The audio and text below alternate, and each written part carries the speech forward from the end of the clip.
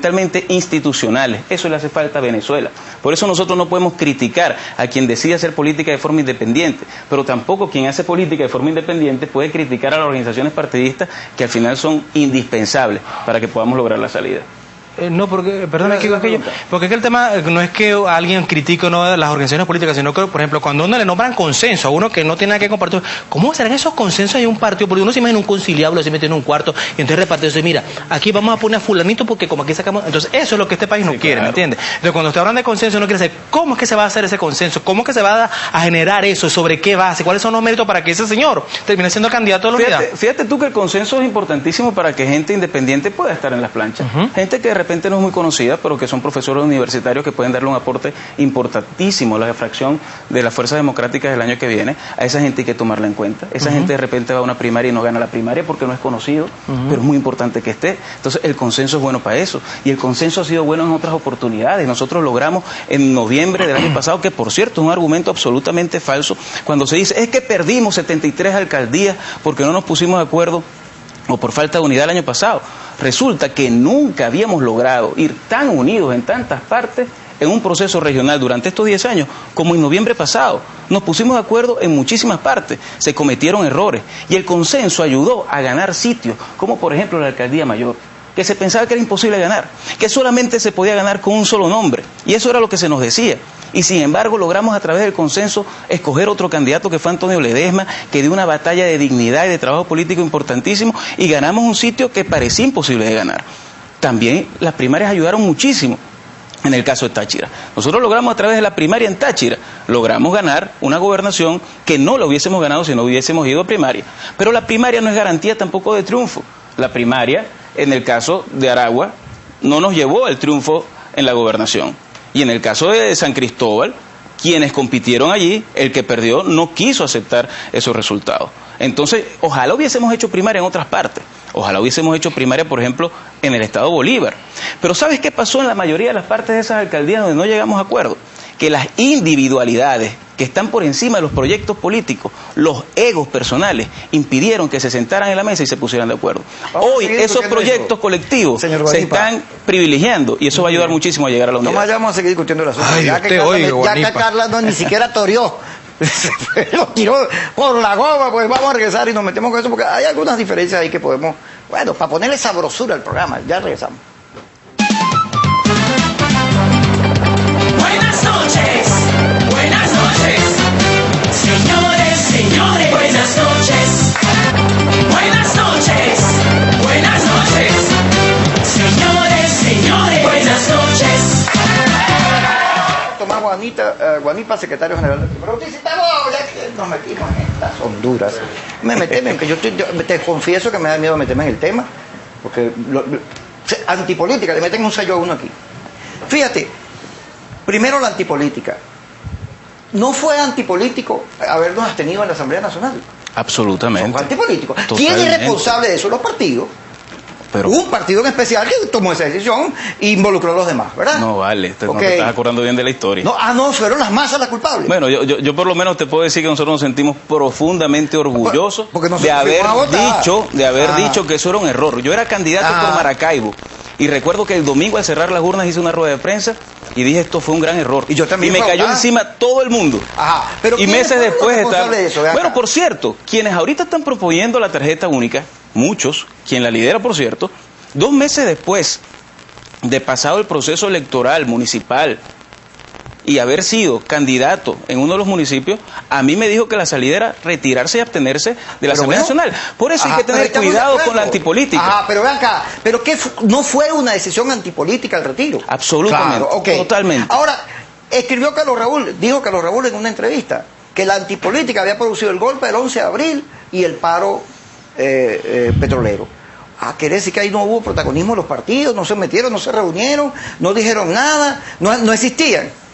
Mira, Kiko, yo creo, y te lo digo con absoluta sinceridad, sin ánimos de polemizar en este tema, que evidentemente la antipolítica tuvo mucho que ver con todos esos procesos. Se hacía desde quienes tenían acceso a ser entrevistados en los medios de comunicación, toda una campaña que buscaba generar un ambiente de ese tipo, en los cuales los partidos políticos no tenían mayor liderazgo. Mira, desde que la política se ha reivindicado y el voto como arma, nosotros hemos avanzado muchísimo en estos años. En el año 2007 logramos ganarle al gobierno. Nos decían comeflores, nos decían ustedes no tienen idea de lo que estamos en Venezuela, vamos a perder esa elección, porque aunque tengamos mayoría de los votos, el gobierno no lo va a aceptar. Y le ganamos esa elección en el 2007. En el 2008 logramos más unidad que nunca habíamos logrado en las elecciones regionales y ganamos espacio. En el 2005, antes de que se impusiera la agenda de la antipolítica, nosotros logramos ponernos de acuerdo en todos los circuitos y en todas las listas del país, y fuimos unidos. Ahí es donde voy. Te tiré las dos perlitas porque la antipolítica comienza a ser un clichecito que evita las responsabilidades que tiene cada cual. Pero cuando nos metemos en el tema sobre la unidad, fíjate lo que ocurre. El consenso, si es para reconocer una estrategia para ver cómo se le gana al gobierno, tiene sentido.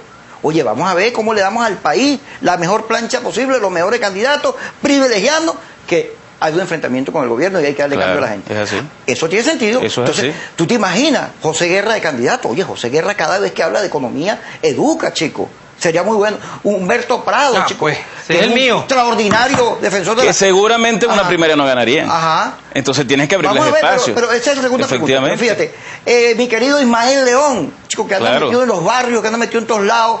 Oye, tremendo diputado. Si ese es el consenso, uno no tiene problema. Totalmente. Pero si el consenso es que yo, por el método de Honza, que hay más votos en Mérida, y entonces a este partido le corresponde si yo voy a poner a este, eso no sirve. Mira, es que ninguna de las dos cosas son malas.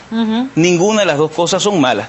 Tú vas a tener que tener, Kiko, el año que viene, una fracción que va a ser unitaria, pero que tiene que estar muy amalgamada, que tiene que tener militancia en términos de lo que significa los valores democráticos y la lucha por la libertad, que no puede guabinear, que tenemos que saber quiénes son y tienen que saber a qué atenerse cuando vayamos a esa Asamblea Nacional. Entonces, que haya militantes de partidos políticos pero nadie está muy diciendo que bueno, León es muy importante.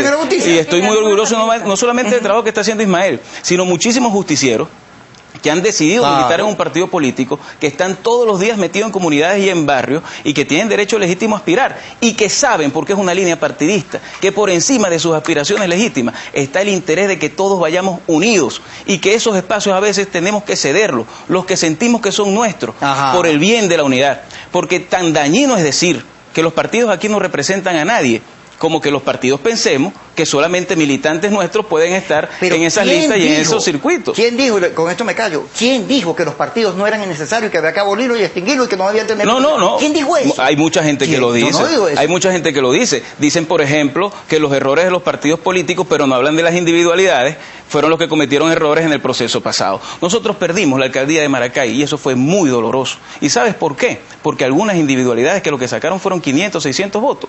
No quisieron retirarse. A las individualidades, Kiko, es lo que hay que combatir en Venezuela.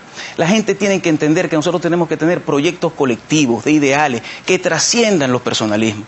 Y para eso, militar en un partido es importantísimo, porque te das cuenta, eso me lo decía John Goycochea, que es un gran amigo, que tú a veces, teniendo una gran popularidad, tienes que someterte a reglas, a normas, a disciplinas, que te enseñan a jugar en equipo.